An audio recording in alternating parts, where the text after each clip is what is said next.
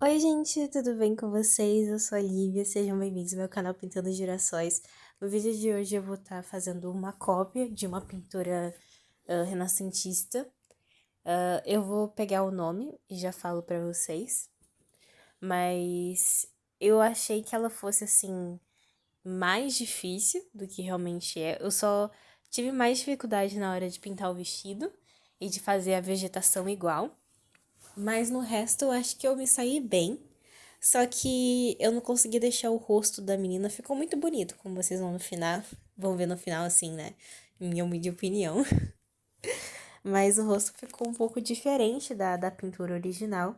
E eu acho que o rosto que eu fiz, ele se encaixa mais nos padrões de beleza da época. Quer dizer, da nossa época agora, do que da época que o quadro foi pintado, né?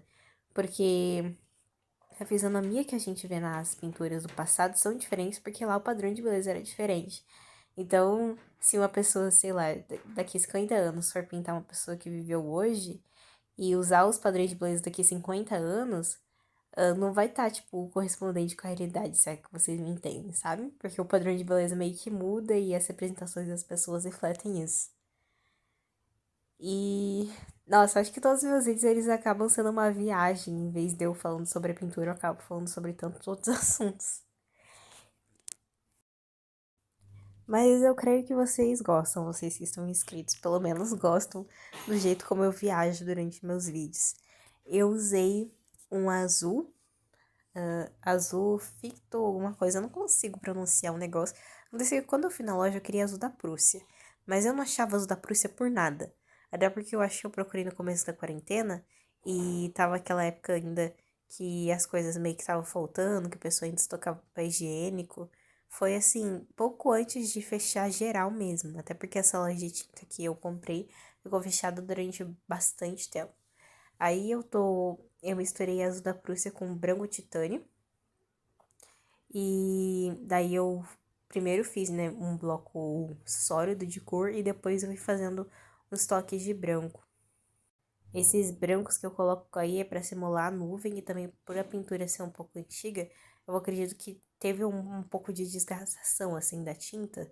E aí as cores não são tão vibrantes quanto eram naquela época, né?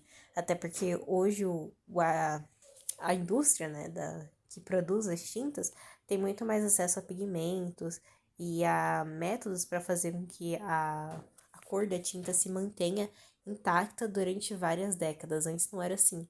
Muitos pintores faziam suas próprias tintas, né, com ovo e com a gema de ovo e com pigmento.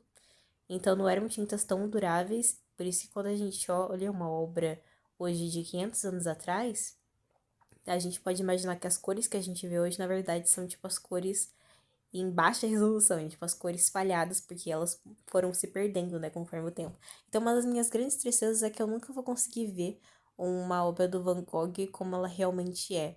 Eu adoro Van Gogh, mas por causa dessa questão da cor das tintas meio que se desfazer com o tempo, as obras que a gente vê hoje não são realmente fiéis ao que elas eram quando elas foram feitas, apesar de continuarem lindas. Na hora de fazer o vestido, eu misturei o vermelho francês com o branco titânio. Todas as tintas que eu usei foram tintas acrílica. E aí esse pincel acho que ele é número 4.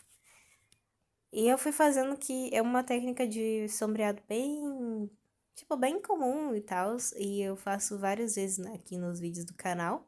Basicamente, peguei a tinta mais escura que eu fiz, a mistura mais escura, com uma concentração maior de vermelho e menor de branco. E aí eu usei para fazer as partes, né, das marcações que tinha sombra, daí onde era luz e que eu queria destacar mais, daí eu usei mais claro e depois eu vim com branco puro para ainda intensificar mais a luz. E o efeito experimento que eu fiz na parte cinza é a mesma coisa, só que com cinza em vez de rosa.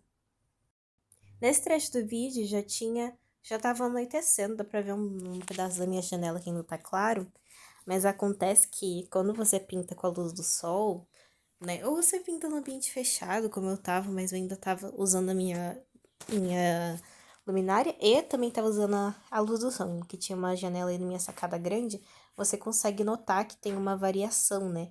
Então, nessa parte, parece que o vestido tá um tom mais escuro do que realmente tá, porque por mais que eu tivesse com todas as minhas luzes possíveis acesa, nenhuma luz para pintar é melhor do que a luz do sol. Porque quando você pinta no mais escuro, pode ser que você faça uma mistura de tinta diferente do que você faria se você estivesse num ambiente mais claro. Daí, tipo, isso altera o resultado da sua pintura final. Por isso, eu tenho preferência por pintar de dia do que pintar à noite. Só que quando eu tô pintando de dia, geralmente eu começo lá pelo meio da tarde, como eu tinha começado nesse dia. Na verdade, essa pintura foi feita em vários dias diferentes, né? Mas as maiores sessões eu fiz nos mesmos dias. Enfim, quando eu começo a pintar, geralmente eu pinto do meio da tarde até de noite. Daí acontece, né, que eu vou notando a diferença da iluminação no ambiente, desde o momento que eu começo a pintar, que tá bem claro, até o momento que eu finalizo a minha pintura, que já tá de noite, tá tudo escuro.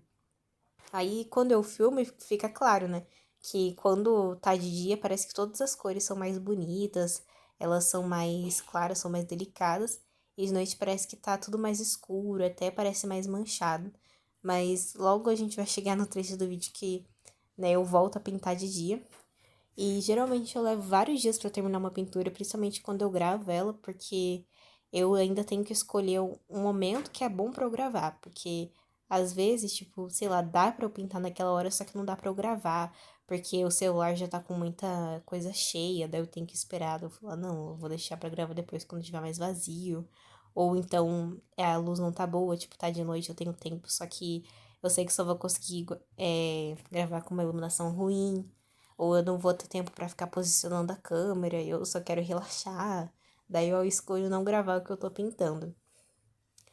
E eu demorei, tipo, umas 3 semanas pra terminar essa pintura. Não porque ela foi difícil nem nada, porque, como eu falei, eu não acho que foi um nível, assim, de dificuldade tão grande. Eu acho que o que eu mais lutei pra fazer foi a mão e talvez os detalhes da manga do vestido. O resto foi ok. Mas são todos esses fatores que eu falei, que é por isso que eu demoro. Quando eu terminei o cabelo, achei que ficou bem parecido com a princesa Diana. Não sei, bem parecida talvez não, mas me lembrou bastante.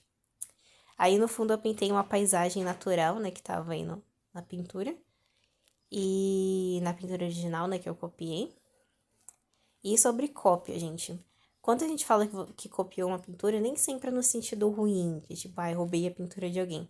Principalmente no caso que eu fiz de copiar uma pintura clássica.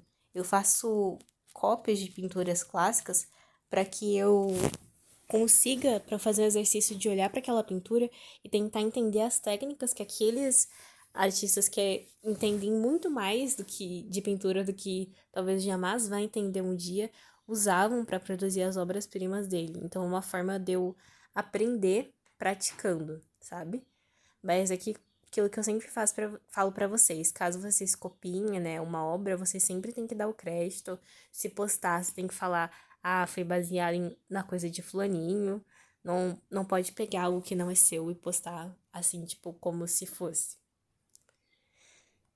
Uma novidade, né, dessa pintura aí é que eu eu tô começando a me acostumar a pintar pinturas detalhadas no cavalete, porque antes tudo que tinha que detalhe, eu levava pra mesa, aí eu pintava o detalhe na mesa, daí depois eu levava de volta pra cavalete.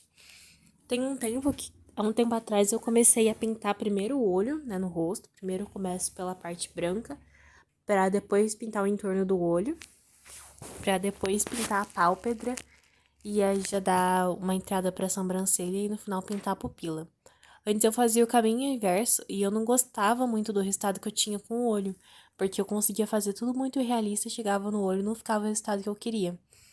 Eu vi uma youtuber fazendo, né, isso do caminho, em vez de você primeiro começar pelo olho, eu resolvi tentar e eu falei, nossa, era disso que eu precisava, porque quando eu treinava a pintar o olho individualmente, eu gostava do resultado, mas era só eu botar na cara de alguém que não ficava bom. Eu também comecei a fazer uma técnica que eu via muito na tinta óleo, mas não tanto na acrílica, que é de você fazer esses blocos densos de cor e você criar a transição entre eles, em vez de você meio que pintando tudo junto e misturado. Quem pinta com acrílica sabe do que eu tô falando. Eu vou fazer mais vídeo pintando o rosto e vocês vão ver mais como que tá sendo esse novo meu método de pintar. A gente já tá chegando no final do vídeo. E eu vou pedir pra vocês deixarem um like se vocês assistiram até agora. Pra fazer o efeito de dourado da tiara, eu usei marrom Van Dyck nas extremidades, usei amarelo no centro, né? E mais pro centro ainda, eu usei um pouco de branco titânio pra dar um efeito de luminosidade. Esse amarelo que eu usei, ele já tá misturado com um pouco de marrom, porque senão ia ficar um contraste muito alto e feio entre o marrom e o amarelo. Aí eu usei uma pedra colorida, né, pra fazer a joia que enfeita a tiara da princesa. E para fazer o ruivo do cabelo, eu misturei o vermelho francês com o amarelo cádio, o branco titânio e usei um pouco do marrom Van Dyck nas extremidades para criar um pouco de profundidade. Para fazer a parte iluminada do cabelo, eu usei uma mistura de amarelo com o resto da tinta laranja aí pro ruivo que eu já tinha no meu godê. Daí eu tô limpando com o meu dedo as partes que eu borrei.